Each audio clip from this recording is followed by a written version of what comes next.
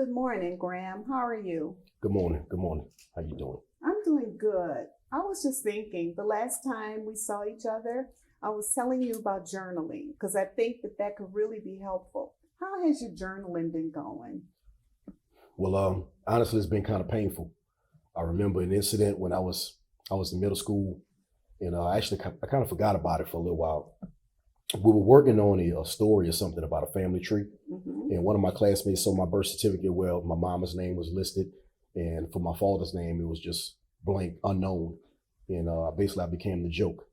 The class clown, for the most part, asked me, "Was I from outer space?" Or maybe that's why you got a moon face. And the whole class kind of started to laugh at me. They started calling me Moon Face Graham. And hell, they actually started singing about it. Moon Face Graham, Father Unknown, Father Unknown. I know how that is. Children can be so cruel.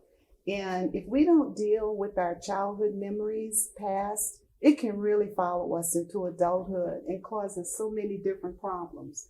So I know it must have been difficult to be the butt of the joke of an adolescent. But my question is, what did you do about it? Well,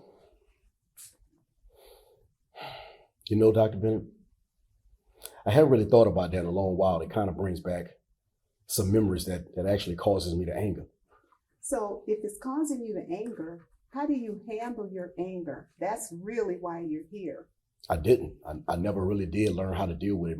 My way of dealing with it was to just fight and just try to bully everybody. I was always suspended.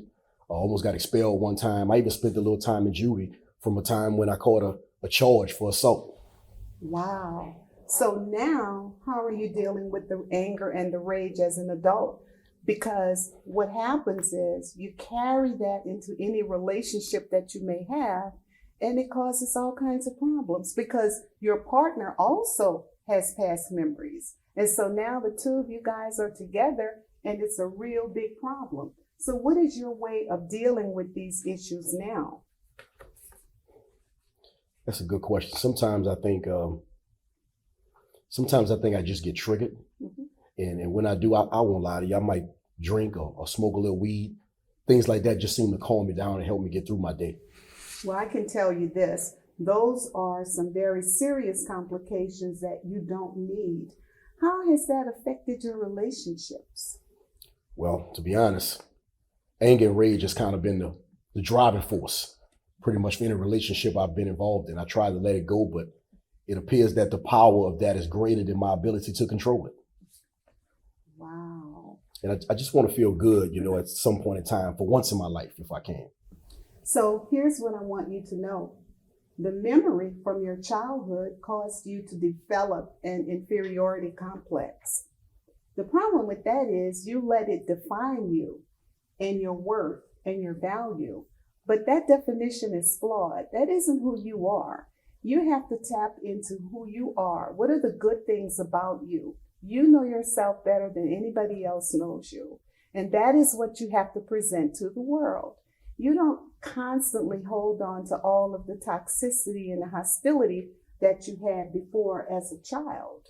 So what the problem is, I think, is that you're holding on to it. The childhood memory is one thing. I get that.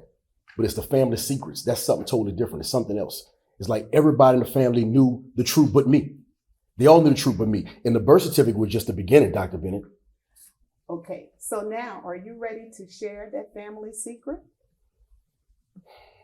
I didn't find out who my real father was until I became an adult.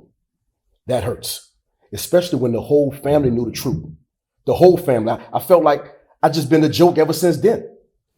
I understand that, but do you realize that the betrayal was by them and that happened to you, but you don't have to hold on to that. So now we're talking about forgiveness. I don't think I'm ready for that right now. But Graham, listen, here's what I want you to know. The journey may be difficult and the road's rough, but I am confident that we can go through this process together. But here's the deal. You have to be willing to do the work.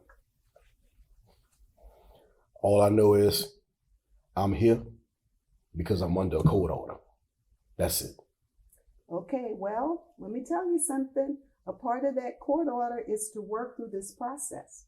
Forgiveness is going to be a huge factor. It's a process. I don't expect you to overcome that betrayal immediately. However, I do believe this. If you steady yourself and not abandon the process, you can achieve many, many positive outcomes.